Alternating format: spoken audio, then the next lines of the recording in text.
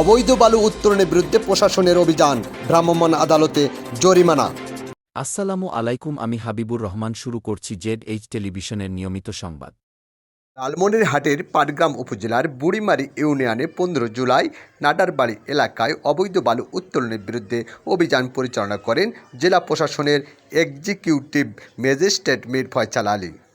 জেলা প্রশাসন সূত্রে জানা যায়, নাডারবাড়ি এলাকায় অবৈধভাবে বালু উত্তোলন করছেন কতিপয় ব্যক্তিরা।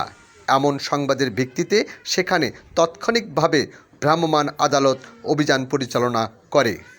আদালতের উপস্থিতি টের পেয়ে ঘটনাস্থলে থাকা বালু পরিবহনের শ্রমিকরা দ্রুত পালিয়ে যায়।